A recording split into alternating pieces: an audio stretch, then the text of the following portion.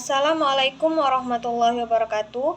Perkenalkan, nama saya Suci Rahmadani. Di sini saya akan menjelaskan khofi dan mujmal.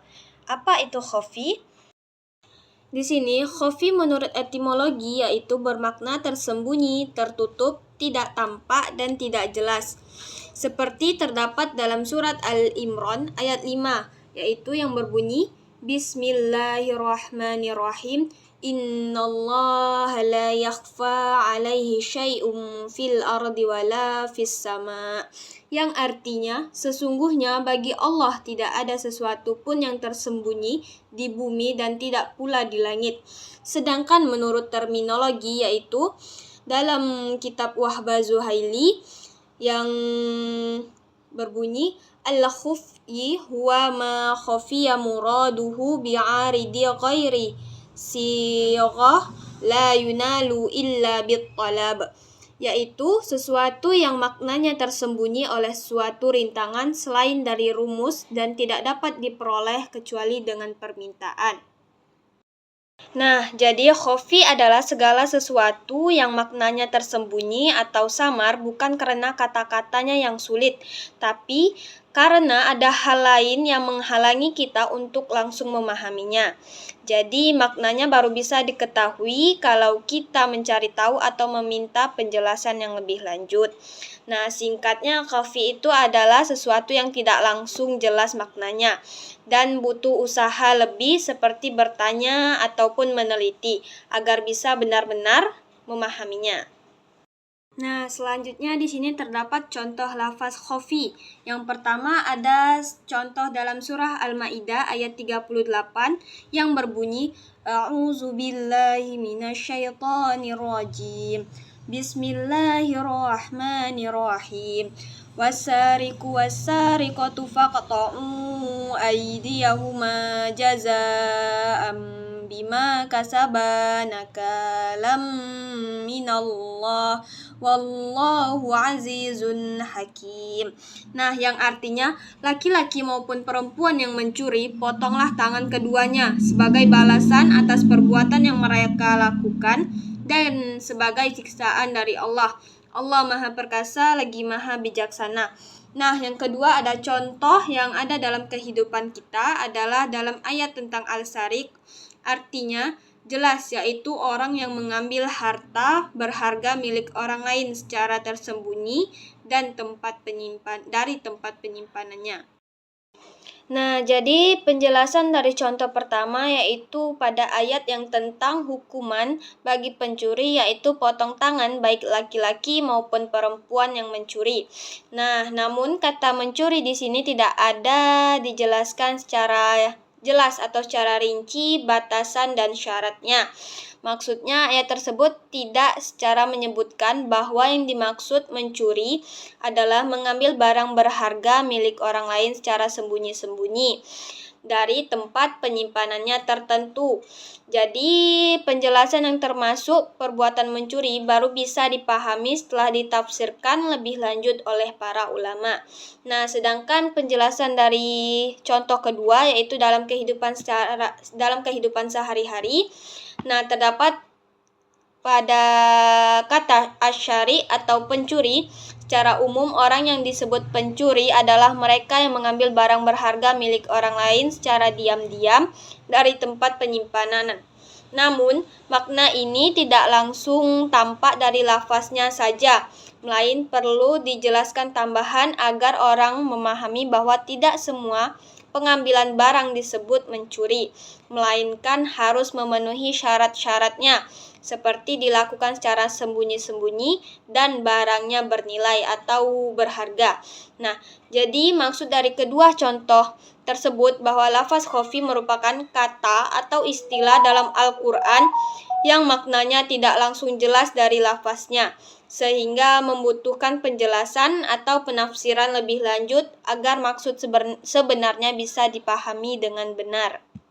Nah, selanjutnya itu di sini ada cara untuk menghilangkan kesamarannya. Yang pertama ada penelitian, maksudnya kita perlu mencari lebih dalam meneliti atau menggali informasi lebih lanjut dalam kehidupan sehari-hari.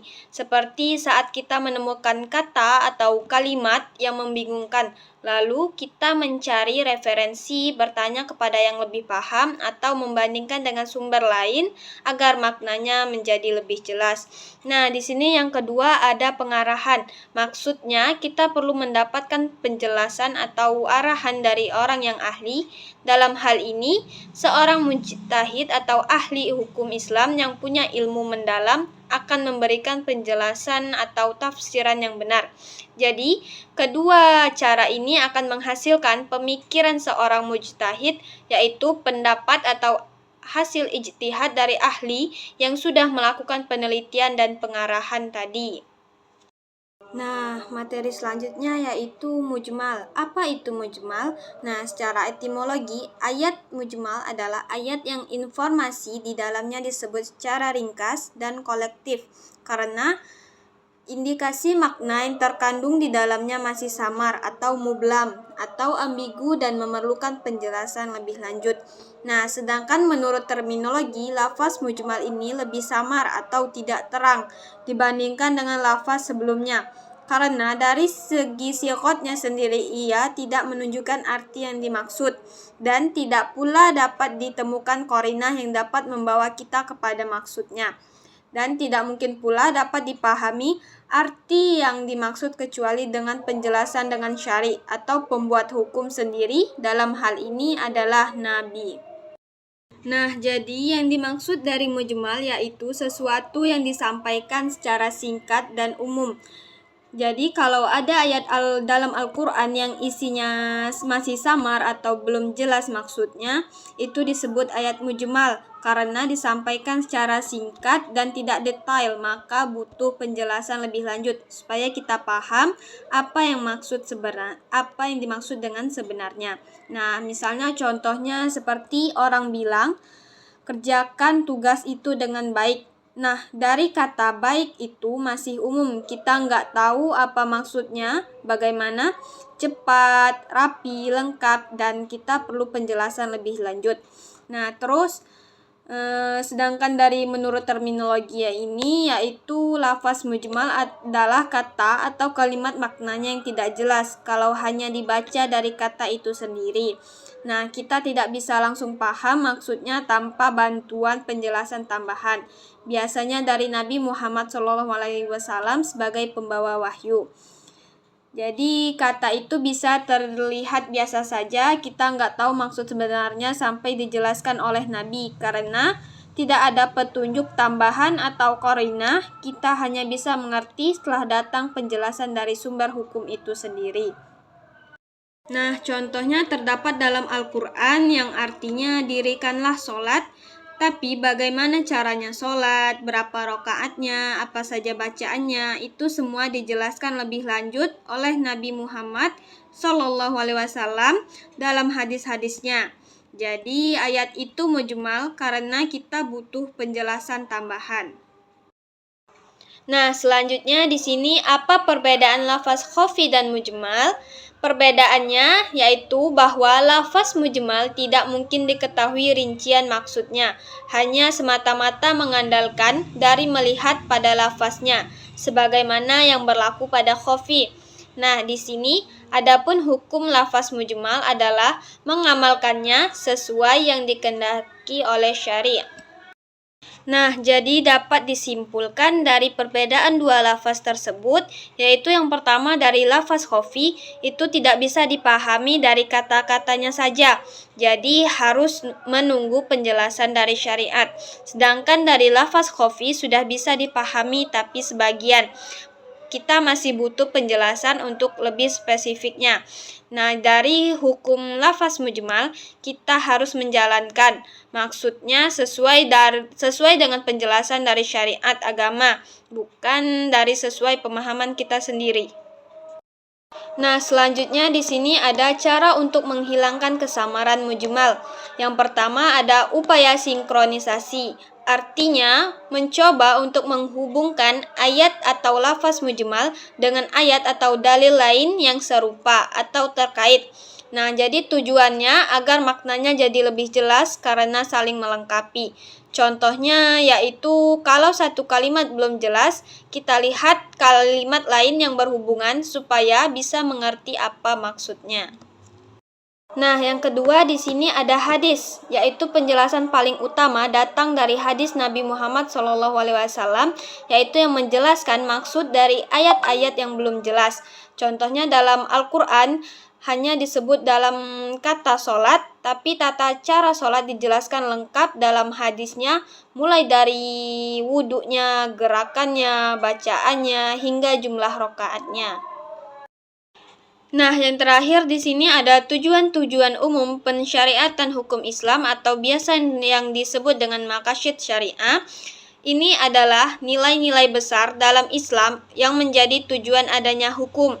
Nah, contohnya seperti menjaga agama, nyawa, akal, keturunan, maupun harta. Nah, kalau suatu lafaznya masih samar, kita bisa melihatnya dari tujuan hukumnya itu sendiri supaya tidak salah tafsir. Nah, contohnya kalau ada hukum tentang menjaga kehormatan diri, kita bisa pahami maksudnya dengan melihat tujuan Islam, menjaga martabat manusia. Nah, selanjutnya yang terakhir di sini ada contoh lafaznya, yaitu lafaz dari kata sholat. Lafaz ini secara bahasa diantaranya adalah doa.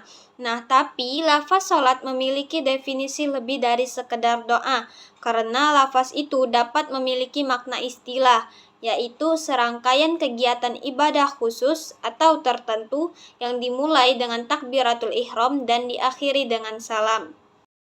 Nah, jadi karena dari kata sholat disebut dalam Al-Quran, misalnya contoh dari ayat Aqimus sholah yang artinya dirikanlah sholat, maka kita tidak langsung tahu, yaitu yang pertama ada sholat itu bentuknya seperti apa, berapa rokaatnya, dan apa saja gerakannya. Nah, jadi kata sholat ini masih samar atau mujmal, jadi butuh penjelasan tambahan seperti dari hadis Nabi SAW yang menunjukkan cara sholat yang benar. Baiklah, sekian dari penjelasan saya, semoga bermanfaat. Lebih dan kurangnya saya mohon maaf dan saya akhiri. Wassalamualaikum warahmatullahi wabarakatuh.